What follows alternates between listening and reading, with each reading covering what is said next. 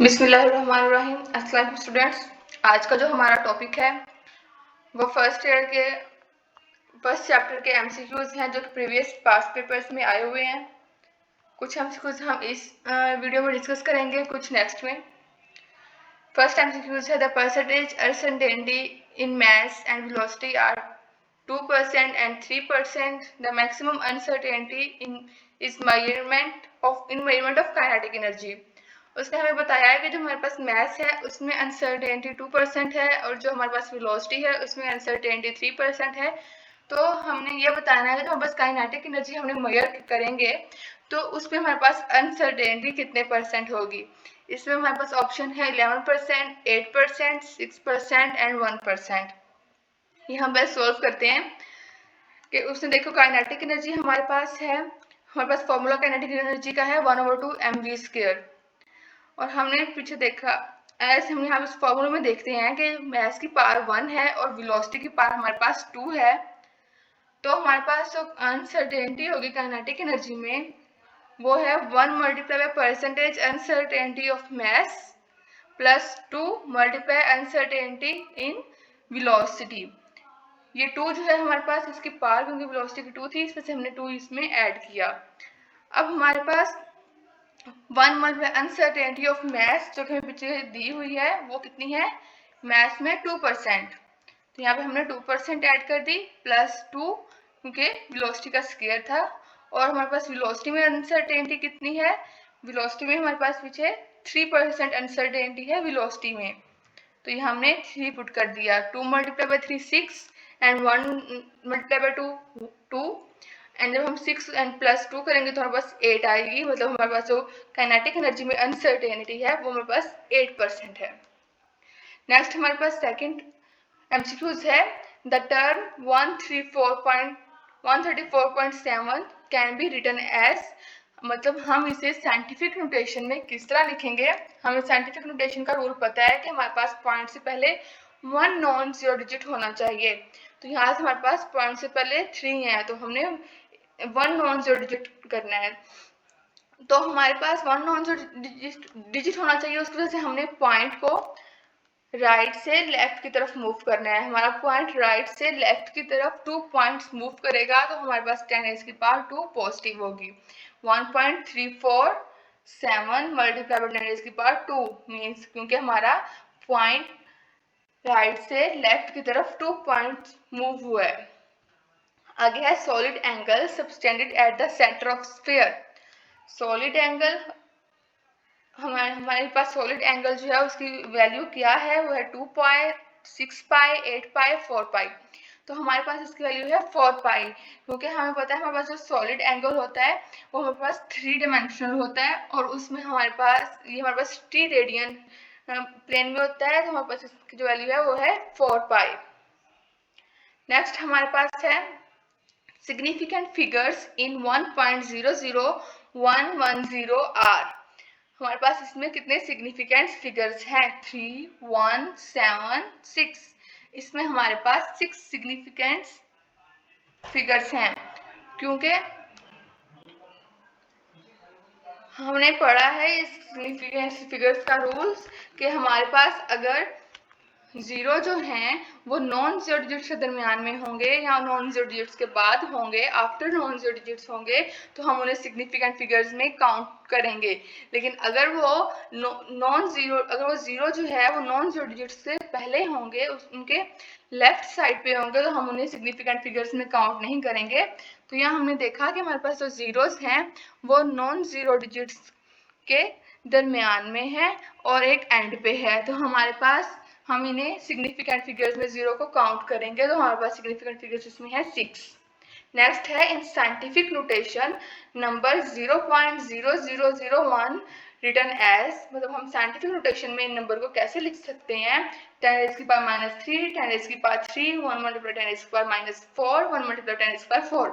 तो हमारा करेक्ट जो ऑप्शन है वो है 1 मल्टीप्लाई 10⁻⁻4 क्योंकि हमारा जो पॉइंट है हमारा रूल है साइंटिफिक नोटेशन का कि हमारा जो पॉइंट है वो नॉन जीरो डिजिट के बाद आए, पॉइंट से पहले एक नॉन जीरो डिजिट हो।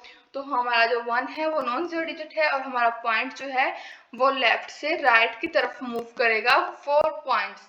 जब वो लेफ्ट से राइट की तरफ मूव करेगा तो कितने पॉइंट्स को मूव, एक तो लेफ्ट से राइट की तरफ मूव करने की वजह से हमारी जो पार है वो नेगेटिव में होगी और जितने पॉइंट्स को मूव करेगा हम उतनी उसकी पार होगी। तो ये 4 पॉइंट्स मूव करेगा तो हमारे पास 4 देन इसकी पार -4, सी इसका करेक्ट ऑप्शन है। नेक्स्ट हमारे पास 6 MCQs है। The quantities which can be measured accurately are. ऐसी क्वांटिटीज जिन्हें हम एक्यूरेटली मेजर कर सकते हैं वो कौन सी क्वांटिटीज है हमारे पास? Base quantities, derived quantities, physical quantities, supplementary quantities. हमारे पास वो क्वांटिटीज है फिजिकल क्वांटिटीज, क्योंकि फिजिकल क्वांटिटीज में बेस क्वांटिटीज भी आ जाती हैं, ड्राइव्ड भी आ जाती हैं और सप्लीमेंट्री भी आ जाती हैं। नेक्स्ट हमारे पास है SI unit of coefficient of velocity. Coefficient of velocity का हमारा एसआई यूनिट क्या है? Kilogram metre per second, kilogram पर metre per second, kilogram metre per second square, end of these. तो इसका ऑप्शन हमारे पास है किलोग्राम पर metre per second. Second option इसका करेक्ट है, ऑप्शन बी। नेक्स्ट हमारे पास है 0.00467 है सिग्निफिकेंट फिगर्स। हमारे पास इस वैल्यू में कितने सिग्निफिकेंट फिगर्स हैं? 2, 3, 4 और 5। तो हमें पता है कि हमारे पास अगर 0 नॉन जीरो डिजिट से पहले आ जाए, नॉन जीरो डिजिट्स की लेफ्ट साइड पे आ जाए तो हम उन जीरोस को सिग्निफिकेंट फिगर्स में काउंट नहीं करते। तो हमारे पास सिग्निफिकेंट फिगर्स 4, 6 और 7 है, मतलब हमारे पास सिग्निफिकेंट फिगर्स इसमें 3 हैं। नेक्स्ट हमारा 9 MCQs है। Absolute uncertainty in a measuring instrument is equal to. हमारी जो किसी भी इंस्ट्रूमेंट की अनसर्टेनिटी होती है, एब्सोल्यूट अनसर्टेनिटी होती है, वो हम मेजर करते हैं, उसे हम लीस्ट काउंट कहते हैं। उस इंस्ट्रूमेंट का least count, accuracy, least count, fractional uncertainty, percentage uncertainty, वो इट इज लीस्ट काउंट। वो हमारे पास उस इंस्ट्रूमेंट का लीस्ट काउंट होता है। जैसे हमारे पास स्क्रू गेज के और वर्नियर कैलिपर के डिफरेंट जो है लिस्ट काउंट्स हैं। According to Einstein, E is equal to mc square equation, 1 kg mass equal to energy. हमारे पास जो आइंस्टाइन की इक्वेशन है E is equal to mc square, उसमें उसने पूछा है कि हमारे पास 1 मास जो है उसमें m वो 1 kg है, तो हमारी उसकी एनर्जी उसमें कितनी होगी, हमने E फाइंड आउट करना है। उसने हमें मैथ गिवन किया है, हमें पता है मैथ 1 kg है, c की वैल्यू मतलब स्पीड ऑफ लाइट या वेलोसिटी ऑफ लाइट, उसकी वैल्यू भी डिफाइंड है, वो भी हमें पता है 3 × 10⁸ मीटर पर सेकंड है। तो हमारे पास E is equal to mc square, इसमें हमने m की वैल्यू पुट की 1 और c की वैल्यू पुट की 3 × 10⁸ स्क्वायर। तो हमारे पास 3 का स्क्वायर 9 होता है और 8 का स्क्वायर 16, एंड जैसे हम इसे 1 से मल्टीप्लाई करेंगे तो वो एज इट इज आ जाएगा। एंड एनर्जी को हम जाउल्स में मेजर करते हैं, उसका ऐसा यूनिट जाउल है। तो हमारे पास 9 × 10⁻16 जाउल आंसर होगा, जो कि हमारे पास यहाँ पे बी ऑप्शन है, 9 × 10⁻16 जाउल। नेक्स्ट MCQs है 11, the dimension m L0 T0 represent the. इसमें हमारे पास हम देख रहे हैं कि m की पावर 1 होगी हमारे पास, लेंथ L हमारे पास 0 है, टाइम भी 0 है। तो हमारे पास ये ना तो लेंथ को डिनोट कर रहा है, क्योंकि अगर हमारे पास लेंथ को डिनोट करता, ये डिमेंशन लेंथ की होती तो हमारे पास L1 होता और m हमारे पास 0 होता। और ये मैस की डिमेंशन है क्या, और अगर टाइम की होती तो हमारे पास T0 नहीं होता, T1 होता और यहाँ पे भी M0 होता। और फोर्स की होती तो हमारे पास उसमें भी ये कंडीशन नहीं होनी थी। इसमें हमारे पास M1 है, L लेंथ और टाइम 0 है, मैस 1 है, तो हमारे पास ये मैस की डायमेंशन है। Name the quantity which can be measured by using base unit kilogram metre square per second cube. ये हमारे पास जो बेस यूनिट है ये किस क्वांटिटी का है? वेट का है, पावर का है, प्रेशर का है या वर्क का है? इसे भी हम देखते हैं कि हमारी जो पावर होती है, पावर हमारे पास होती है P is equal to W/T, मतलब work done in a time. तो हमारे पास W is equal to F.D होता है। Force F is equal to हमारे पास होती है F is equal to ma.d। तो फोर्स का हमें पता है मैस का यूनिट हमारे पास किलोग्राम, एक्सेलरेशन का मीटर पर सेकंड स्क्वायर, और डी जो है उसका डिस्टेंस भी हम मीटर में, उसका भी हमारे पास यूनिट ऐसा यूनिट मीटर होता है। ऐसे जब हम मीटर और ये मीटर स्क्वायर हो जाएगा तो किलोग्राम मीटर स्क्वायर पर सेकंड स्क्वायर, ये हमारे पास यूनिट आ गया वर्क का। अब हम इस वर्क के यूनिट को पुट कर देते हैं इस इक्वेशन में, P is equal to W/T में। तो हमारे पास P पार इज इक्वल टू W का यूनिट जो हमने फाइंड आउट किया वो लिखा, T का यूनिट हमें पता है सेकंड होता है, तो ओवर सेकंड। तो ये सेकंड S यहाँ पे पॉजिटिव है, जब हम इसे ऊपर लेके आएंगे तो हमारे पास ये नेगेटिव हो जाएगा -1, और -2 -1 हमारे पास -3 हो जाता है। तो हमारे पास आया किलोग्राम मीटर स्क्वायर पर सेकंड क्यूब। तो हमारे पास ये यूनिट हमारे पास किसका है, पार का है। ये हम ऐसे हमने इसकी यहाँ से यूनिट बेस यूनिट हमने इसका यूनिट फाइंड किया। आगे हमारे पास है the dimension of density are. Density की डिमेंशन हमारे पास क्या है, ml mass लेंथ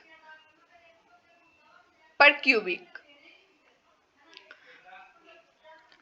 ये हमारे पास डिमेंशन ऑफ डेंसिटी है। हम इसकी भी डिमेंशंस हम इसके फॉर्मूले से निकालते हैं। नेक्स्ट हमारे पास जो 14 MCQs है, number of significant figures in 8.100 multiply 10⁻³ kilogram are. इसमें हमारे पास सिग्निफिकेंट फिगर्स कितने हैं, सिग्निफिकेंट फिगर्स वही रोल हमारा। अब देखें इसमें हमारे पास जो जीरो हैं वो नॉन जीरो डिजिट्स के बाद, नॉन जीरो वैल्यू के बाद आ रहे हैं, आफ्टर नॉन जीरो वैल्यू आ रहे हैं। तो ये हमारे पास सिग्निफिकेंट फिगर्स में हम इसे काउंट करेंगे। 8.100 मतलब ये इसमें हमारे पास 4 हैं, 2, 3, 4 और 7। इसका करेक्ट ऑप्शन है C4। The dimension of quantity light year is, light year हमारे उसने हमसे पूछा है कि लाइट ईयर की डायमेंशन क्या है। उससे पहले हमें पता होना चाहिए कि लाइट ईयर क्या होता है। लाइट ईयर वो डिस्टेंस होता है जो कि लाइट एक साल में कवर करती है। जितना डिस्टेंस लाइट एक साल में ट्रेवल करती है वो उस डिस्टेंस को हम कहते हैं लाइट ईयर। तो डिस्टेंस की डायमेंशन हमारे पास है लेंथ L। नेक्स्ट है what is the correct record for the diameter of wire when measured by screw gauge of least count of 0.001 centimetre. ये हमारे पास वैल्यू जब हमने टॉपिक पढ़ा है तो उसमें हमने फाइंड आउट किया है कि हमारे पास जो डायमीटर है वायर का वो कितना होगा जब हम उसे स्क्रू गेज से मेजर करेंगे। और हमें उसने स्क्रू गेज का जो लिस्ट काउंट है वो भी डिफाइन कर दिया है 0.001 सेंटीमीटर। तो उसका करेक्ट ऑप्शन है 2.312 सेंटीमीटर। हम क्योंकि हमारे पास जो लिस्ट वैल्यू है उसमें हमने देखा कि हमारे जो पॉइंट आफ्टर पॉइंट हमारे पास 3 डिजिट्स आ रहे हैं, तो इसलिए हम आंसर में भी हमारे पास 3 डिजिट्स तक हम लिखेंगे। हमने ये डी ऑप्शन इसलिए नहीं किया क्योंकि इसमें आफ्टर पॉइंट 4 डिजिट्स थे, और हमारे पास जो बी ऑप्शन था इसमें आफ्टर पॉइंट 2 डिजिट्स थे, लेकिन हमें आफ्टर पॉइंट 3 डिजिट्स चाहिए थे क्योंकि हमारे पास जो लिस्ट वैल्यू है उसमें भी पॉइंट आफ्टर पॉइंट 3 डिजिट्स हैं। तो इस वजह से हमारा ये सी ऑप्शन ठीक होगा 2.312 centimetre. A light year is the unit for light year. ये हमारा पिछला ही आ गया, उसमें उसने डायमेंशन पूछी थी हमारे से लाइट ईयर की और इसमें उसने यूनिट पूछ लिया। तो हमारे पास जो लाइट ईयर है इट्स अ डिस्टेंस। हमारे पास ये डिस्टेंस होता है जो लाइट ट्रेवल करती है in a year. The formula for elastic field in strength is E is equal to F/Q, where E is elastic field strength means E हमारे पास elastic field है, elastic field की strength है, और F हमारे पास force है and Q is charge. Which one of the following option give the correct base unit for electric field intensity? हमारे पास जो फॉर्मूला है E is equal to F/Q, ये force और charge, इससे हमने हमारे फोर्स हमारे पास होती है ma के equal, F is equal to ma, ठीक है। और हमारे पास मास जो है वो हमारे पास है किलोग्राम, और हमारे पास जो एक्सेलरेशन है उसका हमें पता यूनिट होता है metre per second square. And then हमारे पास नीचे है क्यू चार्ज, क्यू का हमारे पास होता है एम्पेयर सेकंड AS। तो हमारे पास ये एम्पेयर सेकंड ऊपर आ जाएगा, क्योंकि यहाँ पे ओवर में है तो हम उसे ऊपर ले आएंगे तो वो -2 और -1 -3 हो जाएगा।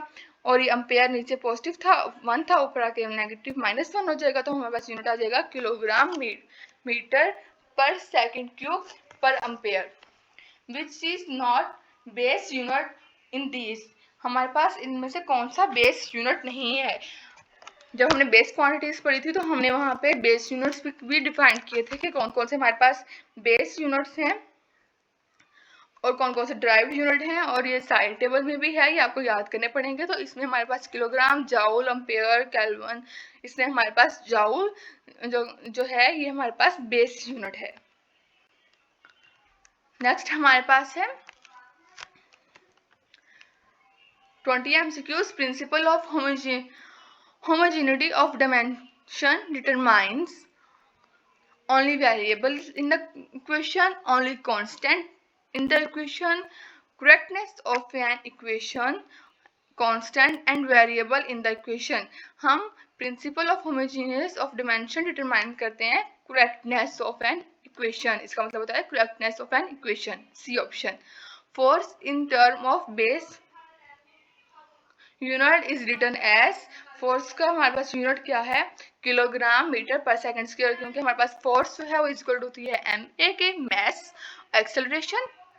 मैस का यूनिट हमारे पास किलोग्राम और एक्सेलरेशन का मीटर पर सेकंड स्क्वायर, तो हमारे पास ये फोर्स का यूनिट आ गया।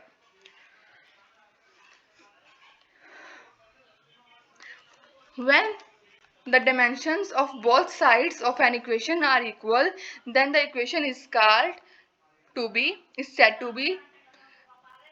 जब हमारे पास दोनों इक्वेशंस की साइड्स जो हैं वो डायमेंशंस जो हैं वो सेम होंगी तो हमारे पास हम उस इक्वेशन को कहते हैं homologous equation. The wavelength lambda of a wave depend on speed v of the wave and its frequency f. Decide which of the following is correct। उसने हमें वेवलेंथ दी है, स्पीड दी है और हमारे पास फ्रीक्वेंसी है। तो हमारे पास फ्रीक्वेंसी का फॉर्मूला क्या है, f is equal to v lambda, f is equal to v over lambda, या हमारे पास f is equal to lambda over v, f is equal to v lambda per square. तो हमारे पास फ्रीक्वेंसी फाइंड करने का formula है f is equal to v over lambda. Then हमारे पास नेक्स्ट क्वेश्चन है डिमेंशन ऑफ पावर। हमने power की डिमेंशन कैसे फाइंड करनी है। जैसे हमने पीछे पावर का फॉर्मूला फाइंड किया, ये देखें पावर का हमने फॉर्मूला फाइंड कर लिया। हमारे पास power equal to kilogram metre square पर सेकंड क्यूब था। तो हमारे पास किलोग्राम क्या होता है, मैस m, ठीक है, इसकी जगह हमारे पास m आ जाएगा। किलोग्राम मैस होता है m, और मीटर क्या होता है हमारे पास लेंथ, मतलब m l स्क्वायर हो गया। s में क्या किसका यूनिट है, टाइम का, t माइनस क्यू, मतलब हमारे पास क्या बना इसका बना हमारे पास डायमेंशन बनी metre kg mass m l square t minus cube, m l square t minus cube. ये देखें ये हमारे पास आ गया C option, m mass l length t time, ये हमारे पास इसकी डायमेंशन आ गई पावर की। Thank you so much. ये था आज का लेक्चर और इसका नेक्स्ट पार्ट भी 1-2 दिन तक आ जाएगा। हम इसे दो पार्ट्स में हम जो हैं इसके एमसीक्यूज को डिस्कस करेंगे। अल्लाह हाफिज़।